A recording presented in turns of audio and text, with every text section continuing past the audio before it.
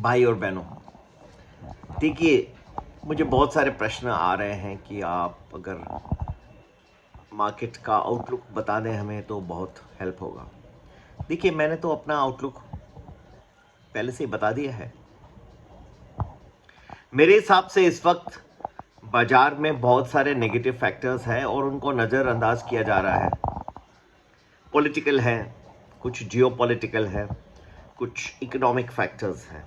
आप सिर्फ पॉलिटिकल को ही लीजिए। कर्नाटका के जो रिजल्ट्स आए, तो चलिए, बीजेपी हार गए, वो भी अच्छा नहीं है। मतलब डबल इंजन सरकार बनेगी नहीं जो मोदी साहब चाहते हैं, ठीक है, वो इतना एक्चुअली गुड न्यूज़ नहीं। लेकिन कांग्रेस भी एक बना नहीं पा रहे, एक चीफ मिनिस्टर नहीं बना पा रहे हैं। बनाने के बाद के वो टिकेंगे या आपस में लड़ेंगे, ये तो ईश्वर को ही पता।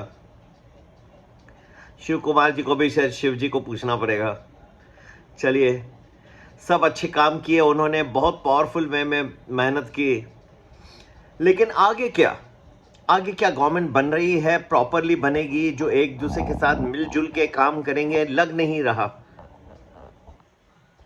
राजस्थान में भी वही हुआ, सचिन पायलट जी, और देख लिया अपने लोगों के साथ। अगर ये गवर्नमेंट ही स्थिर नहीं होगी तो सेंटर के साथ वो लोग क्या एक्सचेंज करेंगे, किस तरह से कोऑपरेट कर? जब खुद में ही लड़े पड़े हैं तो सेंटर के साथ क्या खेलेंगे? अगर पॉलिटिकल सिचुएशन ही अच्छी नहीं रहेगी तो फिर आप देश की इकोनॉमी पे कुछ तो उसका असर आएगा। दूसरी बात, ग्लोबल सिनेरियो ही ठीक नहीं है। वहाँ पे अमेरिका में रिसेशन आने के बहुत ज़्यादा संभावना है। अगर वहाँ पे लोगों को ले ऑफ किया जा रहा है तो यहाँ पे भी लोगों को तो मिलेगा नहीं, कॉन्ट्रैक्ट्स नहीं मिलेंगे, लोग नहीं मिलेंगे, ठीक है ना? तो ये सब कुछ मिलना नहीं है लोग को, कम से कम काम भी कम होते जाएगा। काम कम होते जाएगा तो यहाँ के लोगों में अगर ले ऑफ हो जाता है आईटी सेक्टर में तो ये कंजम्पशन भी कम हो जाएगा।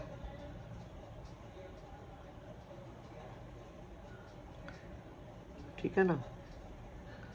तो ये सब चीज़ों के आप जो बैकग्राउंड में देख रहे हैं, और सबसे बड़ी चीज़ है कि एक प्राइस फॉर परफेक्शन हो गया है। भारत का मार्केट जो है प्राइस फॉर परफेक्शन है। जब विश्व बाजार गिर रहे हैं ये बढ़ते गया। लास्ट कुछ हफ्तों में तो न्यूयॉर्क में आप देखें, वॉल स्ट्रीट पे गिरावट दिखाई दी, यहाँ बढ़ते गया मार्केट। आगे बढ़ने का ही नाम लिया, पीछे हटा नहीं। आज एक गिरावट आई है पर उसकी कुछ अलग वजह है। इसके अलावा भी आप जियोपॉलिटिकल इश्यूज को भी लीजिए। रशिया यूक्रेन की वॉर थमने का नाम नहीं ले रही। उल्टा रशिया के साथ जो रूबल ट्रेड हो रहा था, अब रशिया उस पर भी ऑब्जेक्शन उठा रही है कि हम तो आपसे इतना इंपोर्ट नहीं कर रहे हैं, आप ही हमसे ऑयल लेते जा रहे हैं, कच्चा तेल आप ले रहे हैं, हम क्या लें आपसे? तो हमारे लिए तो कुछ लाभ हुआ नहीं। अब रुपए हमारे तिजोरी में पड़े हुए हैं, जो रुपए की हम यूज क्या करें? वो बोल रहे हैं टॉक्स को समाप्त कर दीजिए, कि रशिया का ये जो रूबल ट्रेड जो था वो तो बहुत ही अकलमंदी की बात थी, लेकिन वो बढ़ नहीं पा रहा है। बहुत सारे फैक्टर्स नेगेटिव हो रहे हैं। ऊपर से आप देखिए तो आईआईपी के नंबर्स जो अभी रिलीज हुए हैं, रिसेंटली फ्राइडे को आए, वो वीकेंड को आए, वो भी कोई अच्छा नहीं दिखा रहे। 1.1% की बढ़त दिखाई गई है, जो कि 3.6% एक्सपेक्टेशन था, उससे बहुत ही कम। पहले के कंपैरिजन में 4-5% बढ़ रहा था, वो भी नहीं हो रहा है। इंडस्ट्रियल एक्टिविटी कम हो रही है, आईआईपी नंबर्स कम होते जा रहे हैं, इन्फ्लेशन कम हो रहा है, लेकिन उससे क्या होगा? वो तो पूरे विश्व में अभी कम हो रहा है। फेडरल रिजर्व को देखिए, वो बोल रहे हैं हमारे कम हो रहे हैं, वो हम खुश हो रहे हैं, उनके लिए अच्छा हो गया, मतलब उनकी जीत हो गई। यहाँ पे देखे तो शक्तिकांत दास भी खुश हो गए, बोले इन्फ्लेशन हमारे कंट्रोल पे आ गया। लेकिन ये जो ग्रोथ भी तो गिर रही है, इसको अभी आप कैसे उठाएंगे? और विश्व से तो जो आ रहा है अगर ये इंपोर्ट आएगा ही नहीं, आईटी का ये लोग प्रोडक्ट्स ही उठाएंगे नहीं, कब होते जाएगा तो क्या होगा? देखिए, विश्व जो शेयर बाजार हैं, आपको पूरा विश्व का देखना पड़ेगा। सिर्फ भारत का देख के उसे आप गेज नहीं कर पाएंगे क्या इफेक्ट आएगा मार्केट्स पे। विश्व बाजार में क्या एक्सपेक्टेशन है वह देख के फिर ही आपको काम करना पड़ेगा। आप देखिए, अगर ये गिर जाते हैं, समझिए कि गिर जाते हैं, ना गिरे तो चलो कि लोग कहते हैं कि ग्लोबल जो है स्टॉक मार्केट का बुल रन फिर से शुरू हो गया। मुझे नहीं लगता, लेकिन फर्ज करिए कि थोड़ा सा गिर भी जाता है तो इसका क्या इम्पैक्ट आता है? इम्पैक्ट ये आता है कि विश्व बाजार में जब गिरते हैं तो नेचुरली जो इन्वेस्टर्स हैं, जहां उनके पैसे अच्छे बने हुए थे जिन मार्केट में, जैसे इमर्जिंग इकोनॉमी जैसे इंडिया, वहां पे उनका अच्छा प्रॉफिट है, वहां भी अब वो बेचना शुरू करेंगे क्योंकि वहां मार्जिन कॉल्स आ जाएंगे। यूएसए वगैरह में जहां से गिरने शुरू हो रहे हैं, तो जो एक इफेक्ट आ जाएगा कि जहां पे उनको लाभ हो रहा है, प्रॉफिट हो रहा है, मुनाफा हो रहा है, वहां भी बिकवाली आ जाएगी। वो बिकवाली जाके और फंड करेगी जहां पे उनका नुकसान हो रहा है। तो इमर्जिंग मार्केट जैसे इंडिया है, जैसे दूसरे कंट्रीज है जहां मार्केट में कुछ बढ़त दिखाई गई है, वहां पे भी बिकवाली आने का दौर चालू हो जाएगा। तो ये सब जो है आप समझ सकते हैं, हमारे बाजारों के लिए भी, निफ्टी के लिए, बैंक निफ्टी के लिए एक अच्छा चिन्ह नहीं दिखा रहा।